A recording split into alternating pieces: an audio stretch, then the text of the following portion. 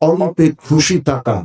সেজন্য আমরা অনেকেই অল্পে খুশি থাকার চেষ্টা করি, অল্পে খেয়ে খুশি থাকার চেষ্টা করি, অল্প পরে খুশি থাকার চেষ্টা করি।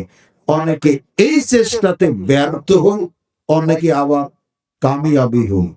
যারা ব্যর্থ হয়, কোন কারণে ব্যর্থ হয়? অল্পে খুশি থাকতে পারে না। এখান থেকে উত্তরণের পথ, এটা আজকে আলোচনার বিষয়। মানুষ অল্পে খুশি থাকতে পারে না, এক নাম্বার কারণ হলো এই ব্যক্তি তার তকদিরের প্রতি পরিপূর্ণ বিশ্বাস করে না। কি করে না? তার তকদিরের প্রতি পরিপূর্ণ বিশ্বাস করে না। এজন্য ব্যক্তিটা অল্পে খুশি থাকতে পারে না। তকদিরটা কি? আমরা কি বিশ্বাস করব? সংক্ষিপ্ত আপনাকে বলি।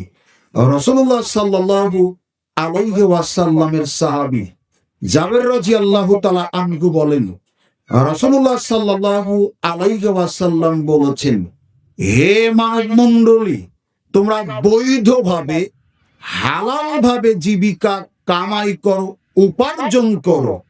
উপার্জন করতে গিয়ে হারাম পথ, অবৈধ পথ অবলম্বন করো না। মনে রাখবে, তোমাদের তকদিরে যেই পরিমাণ রিজিক লেখা আছে, ওখান থেকে একটু কম থাকতে তোমার মৃত্যু হবে না। কারো কাছে রিজিকটা আসবে তাড়াতাড়ি, কারো কাছে আসবে একটু দেরিতে। তাড়াতাড়ি আসলে আমরা খুব খুশি, আর দেরিতে আসলেই যত টেনশনে আমরা ভুগে থাকি, তাই না? আপনাকে দেখা আল্লাহ সুবহানাহু ওয়া তাআলা বলছেন, ওয়া মা মিন দাব্বাতিন ফিল আরজি ইল্লা আলাল্লাহি রিজকুহা।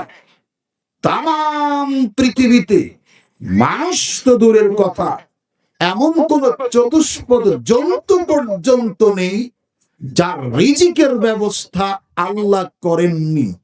তার মানে গরু, ছাগল, কুকুর, বিড়াল, শূকর, এগুলোর রিজিকের ব্যবস্থা করেছেন যিনি, তিনি কে? আল্লাহ।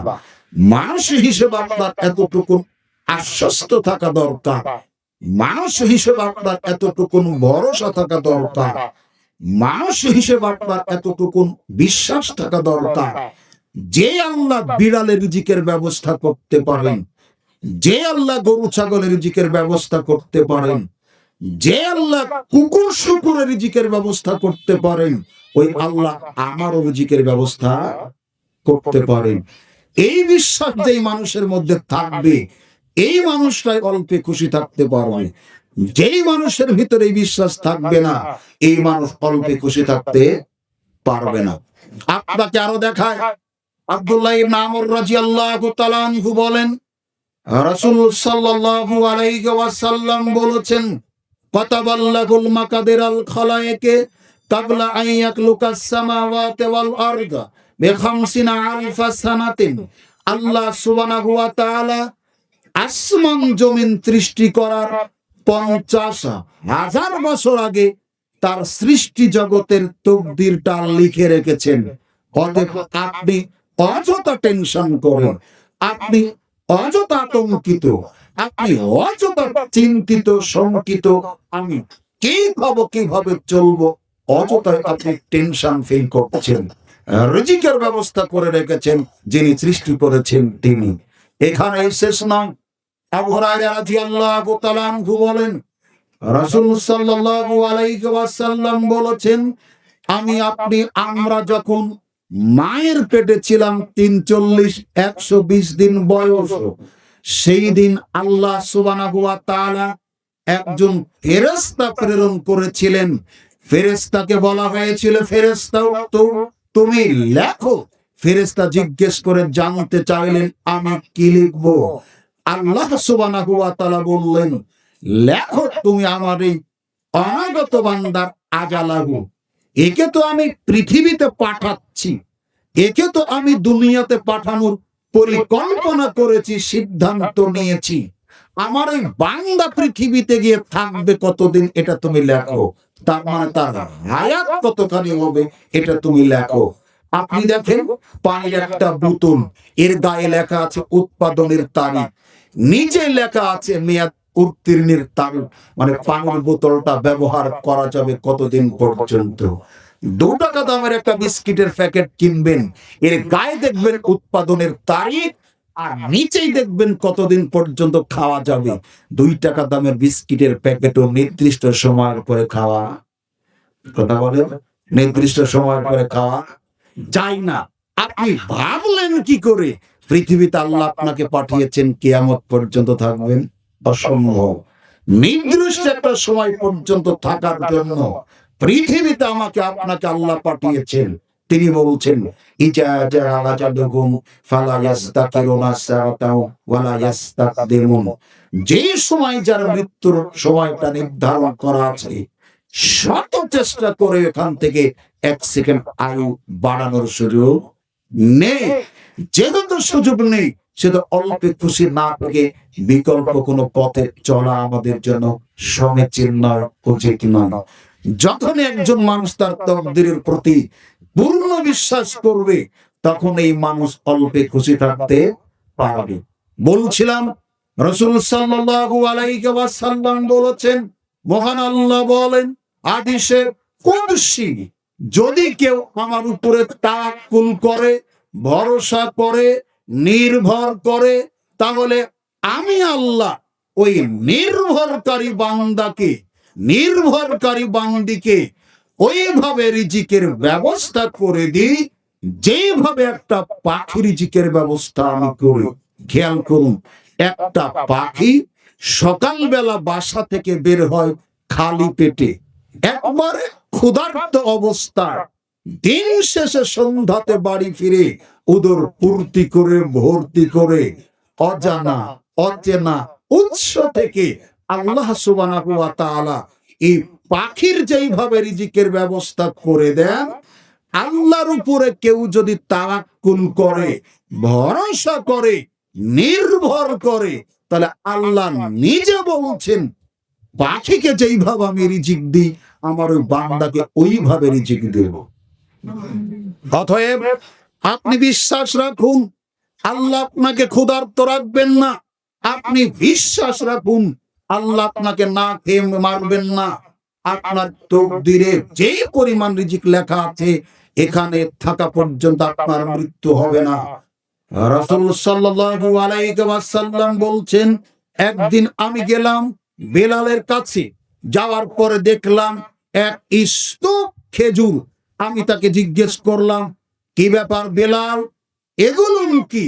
তখন তিনি বলছেন, এগুলো হলো খেজুর, আমি জবা করে রেখেছি ভবিষ্যতের জন্য।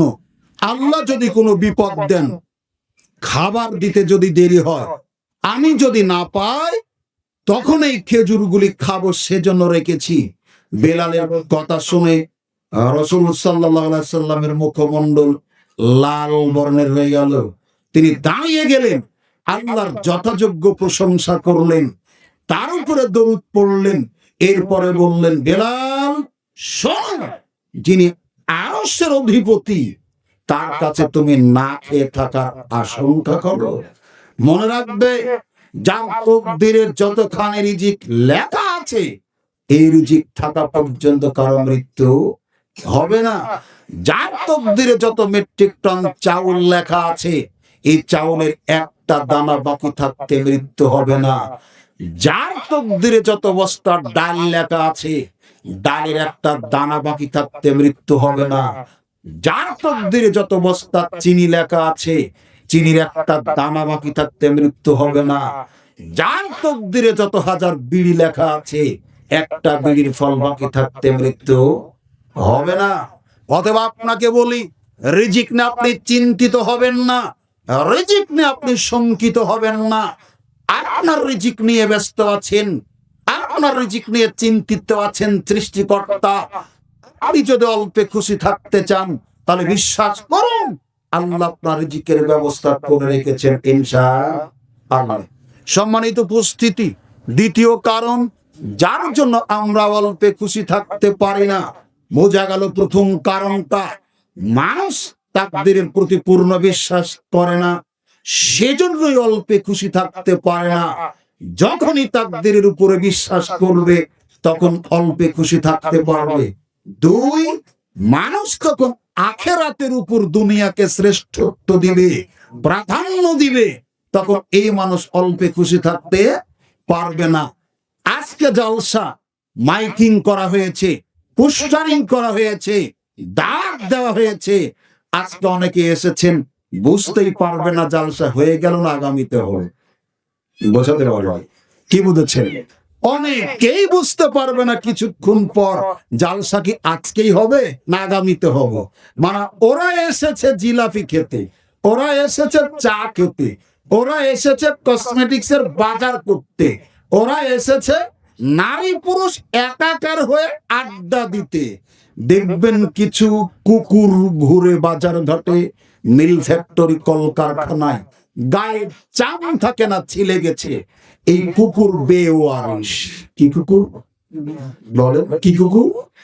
এই কুকুরের কোনো ওয়ারিশ নেই, যা পাই তাই খাই, যেখানে রাত সেখানে ঘুমায়। কিছু নারী পুরুষকে দেখলে মনে হয় এরা যেন এই কুকুরের মতো বেওয়ারিশ। দেখে মনে হয় না এদের মা আছে, দেখে মনে হয় না এদের বাপ আছে, দেখে মনে হয় না এদের স্বামী আছে, দেখে মনে হয় না এদের ভাই আছে। ভাই, স্বামী, শ্বশুর, বাপ এগুলো যদি থাকতো তাহলে এত বেলেল্লা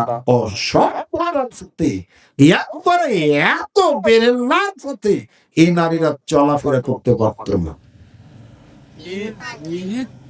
আশ্চর্য। এরা দুনিয়াকে শ্রেষ্ঠ মনে করে পরকালের তুলনায়, দুনিয়াকে সবকিছু মনে করে বেঁচে থাকতে মজা মেরে নেই, মরণের পর তার সুযোগ হবে না।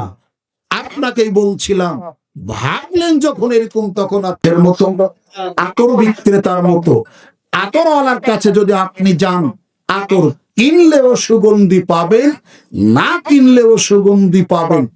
যার সাথে আপনি মিশছেন ঈমান আমলের দিক দিয়ে লোকটা যদি আপনার চাইতে ভালো হয়, শ্রেষ্ঠ হয়, উন্নত হয়, তাহলে তার সাথে মিশতে মিশতে আপনি 5 ওয়াক্ত সালাতের 3 ওয়াক্ত পড়তেন, 2 ওয়াক্ত পড়তেন না।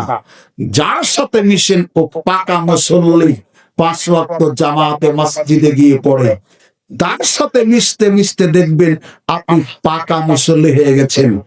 আপনি রমজানের অনেক সিয়াম কাজা করতেন, বদমাইশি করে রাখতেন না। যার সাথে মিশেন সে সুন্দর সিয়াম পালন করে। তার সাথে মিশতে মিশতে দেখবেন আপনি পাকা সিয়াম পালনকারী হয়ে গেছেন। এজন্য যার সাথে মিশবেন দেখবেন সে ভালো কিনা, নামাজি কিনা, সিয়াম পালন করে কিনা, সত্য কথা বলে কিনা, হালাল খাদ্য খায় কিনা, গীবত তোহমত করে কিনা। যদি করে তাদের সঙ্গ পরিত্যাগ করুন, আল্লাহর নবী বলছেন। আর খারাপ বন্ধুর দৃষ্টান্ত হলো কামারের হাতরের মতো। হাতর বুঝেন তো? হাতরের কাছে যদি বসে থাকেন আপনি দুর্গন্ধ পাবেন, অথবা আগুনের ফুলকি এসে আপনার জামা কাপড় পুড়িয়ে ফোঁটা করে দিবে। খারাপ বন্ধু যদি হয় আপনাকেও নষ্ট করে দিবে। আপনি নামাজি একটু দুর্বল, 3-4 ওয়াক্ত পড়েন, 1 ওয়াক্ত পড়েন না। ফজর তো রেগুলারই হয় না, তাই না? যার সাথে মিশে না 1 ওয়াক্ত পড়ে না, তার সাথে থাকতে থাকতে যে 3 ওয়াক্ত ছিল এটাও চলে গেছে। আপনি ভালো একটা ছেলে ছিলেন, বিড়ি সিগারেট খেতেন না, জর্দাগুল মারতেন না, ইয়ামা ফেনসিডিল গাঁজা সেবন করতেন না। বিকাল বেলাতে বেড়াতে গেছেন বন্ধুদের সাথে, 3 জন আছে আপনার সাথে, 3 জনই বাংলা ডাল ইয়াবা সবই খায়। আপনাকে বলছে দোস্ত দোকান থেকে একটা সিগারেট এনে দাও, না করতে পারছেন না, এনে দিলেন। দ্বিতীয় দিন বলছে আজকে তো গ্যাস লাইট নিয়ে আসা হয়নি, দোকান থেকে একটু বলেন আগুন দিয়ে আনবা, এভাবে এনে দিল। তৃতীয় দিনে বলছে আজকে তো একই অবস্থা, গত দিনে নিভে গিয়েছিল, আজকে 2টা টান দিব। এই যে শুরু করলো আপনাকে। যে ছেলে আপনার জর্দা পট্টি যেত না, যে ছেলে বিড়ি সিগারেট পথ দিয়ে হাঁটতো না, যে ছেলে নেশাকে এটা জানতো না, যে ছেলে বিড়ির একটু গন্ধ পেলে মাথা ঘুরে পড়ে যেত, সেই ছেলে আজকে ফেনসিডিল খায়, কোনো অসুবিধা হয় না। কারণ তার সঙ্গী সাথী হলো খারাপ। অসৎ সঙ্গের কারণে আপনার ছেলের এই দুর্গতি, অসৎ বন্ধু বান্ধবের কারণে আপনার ছেলে মেয়ে এই নষ্ট প্রভাব তার উপরে বিস্তার করেছে। অতএব আপনি খোঁজ খবর লাগান, আপনার ছেলে কার সাথে মিশে, আপনার মেয়ে কার সাথে আন্তরিকতা করেছে, কার সাথে বেশি মিশে। তারা যদি ভালো হয় ঠিক আছে, না হলে আপনার ছেলে মেয়েকে ফিরিয়ে আনো, না হলে দুনিয়া পরকাল মাঠে মারা যাবে। আপনি অল্পে খুশি থাকতে পারবেন না। ভোগ বিলাসী লোকের সাথে যদি আপনি বেশি মিশেন, আপনাকে বলছিলাম নাম্বার 5, যারা দুনিয়াদারি লোক, যারা মনে করে মৃত্যু আছে ঠিক, কিন্তু পরকাল বলে কিছু না। মানুষকে তৈরির যা উপাদান, মারা গেলে মাটি যাবে মাটির সাথে, আগুন যাবে আগুনের সাথে, বাতাস যাবে বাতাসের সাথে। মানুষের হিসাব নিকাশ কিছু হবে না। এদের কাছে আল্লাহর সীমারেখা বলে কিছু নেই। যা ইচ্ছা তাই করতে পারে, আপনি এরকম করতে পারেন না। দুনিয়াদার থেকে আপনি বিরত থাকার চেষ্টা করুন। আল্লাহ পাক বলছেন, আলহাকুমুত তাকাসুর হাত্তা জুরতুমুল মাকাবির। শোনো, অধিক পাওয়ার আকাঙ্ক্ষা মানুষকে পরকাল থেকে ভুলিয়ে রাখে। কি আকাঙ্ক্ষা? বেশি পাওয়া। অধিক পাওয়ার আকাঙ্ক্ষা মানুষকে পরকাল থেকে ভুলিয়ে রাখে। পরকাল খেয়ালই করে না দুনিয়া নিয়ে ব্যস্ত থাকার কারণে। কিভাবে? 5 কাঠা আছে 10 কাঠা হবে কি করে? 10 কাঠা আছে 1 বিঘা হবে কি করে? বেতন একটা আছে, প্রমোশন হবে কিভাবে? আপনার ধান্দা এটাই কাজ করবে। আল্লাহর প্রতি মনোযোগী হতে, ধর্মের প্রতি অনুরাগী হতে আপনি তত তৎপর হতে পারবেন না। নইলে আপনাকে দেখায়, আল্লাহর নবী বলছেন, আদম সন্তান দাবি করে মালি মালি, আমার মাল আমার মাল। আদম সন্তান, তুমি কি ভেবে দেখেছো তোমার মাল তো 3টা। এক, যেটা তুমি খেয়ে শেষ করে ফেলেছো। 50 কেজির একটা বস্তা মিনিকেট কিনেছেন, ড্রামে ঢেলেছেন, আজকে টাটকা আছে। 2 কেজি রান্না করে খেয়েছেন, 48 কেজি আছে। বুকে হাত দিয়ে বলুন তো, খাওয়া পর্যন্ত বাঁচবে? বলেন যে 48 কেজি খাওয়ার পরে মৃত্যু হবে নিশ্চিত, কেউ কি বলতে পারবেন? না। যেটা খেয়েছেন এটা আপনার। ড্রামে যে 48 কেজি আছে, এটা যারা বেঁচে থাকবে তাদের। রাসূল সাল্লাল্লাহু আলাইহি ওয়াসাল্লাম বলেছেন, যেটা তুমি খেয়ে শেষ করে ফেলেছো এটা তোমার। 2, যেটা তুমি পরে জীর্ণ করে ফেলেছো এটা হলো তোমার। আপনার প্যান্ট, কোট, টাই, শার্ট, পাজামা, লুঙ্গি, ট্রাউজার, পাঞ্জাবি, এগুলো যদি ভালো থাকে, বাহিরে যদি শুকাতে দেন, তুলতে একটু দেরি হলে গাঁজাখোর চুরি করবে। এটাই বাস্তবতা। জুতা স্যান্ডেল ভালো হলে মসজিদের বাহিরে খুলে রেখে মসজিদে ঢুকেছেন, সালাত আদায় করে বের হয়ে এসে দেখছেন নতুন জুতার জোড়া নেই। কে নিয়েছে? গাঁজাখোর চুরি করেছে। তার মানে আপনার যে জামা কাপড় ছিঁড়ে গেছে, এটা যদি কিয়ামত পর্যন্ত বাহিরে থাকে, এটা কেউ হাত দিয়ে স্পর্শ করবে না। যেটা কেউ স্পর্শ করবে না সেটা আপনার। নবী বলেছেন। 3, যেটা আপনি খরচ করে শেষ করে ফেলেছেন এটা আপনার। অগ্রণীতে যেটা আছে এটা আপনার নয়। যমুনাতে যেটা আছে এটা আপনার নয়। জনতাতে যেটা আছে এটা আপনার নয়। অ্যাসোডে যেটা আছে এটা আপনার নয়। ঠ্যাঙ্গামারাতে যেটা আছে এটা আপনার নয়। গ্রামীণ ব্যাংকে যেটা আছে এটা আপনার নয়। যত ব্যাংক ব্যালেন্স আপনার অ্যাকাউন্ট আছে এটা আপনার নয়। মরে যাবেন, দেখবেন এরপরে ভাগ বাটোয়ারা নিয়ে গন্ডগোল হবে। আজকের কথা বলছি, আমার প্রতিবেশীর কথা। 2টার সময় জানাজা কপড়ালাম, লোকটা মারা গেছে, 1 ছেলেকে জমি লিখে দিই, আরো ছেলে আছে। আজকের ঘটনা, আজকে মাটি দেওয়া হলো মেজ ছেলের ঘরের দরজাতে। কেন? আর দুই ছেলেকে জমি দেয়নি, তাদের যে আমাদের ভাগ যেখানে আছে সেখানে মাটি দিতে দিব না। বোঝাতে পারে ঠিক করে বললাম। ইউটিউবে দেখেছিলাম ঢাকার মতো জায়গাতে 3 ভাইয়ের জমি এক জায়গাতে, এক ভাই মারা গেছে, তারও জমি আছে, কিন্তু এই জায়গাতে মাটি দিতে দিবে না আর 2 ভাই। কেন?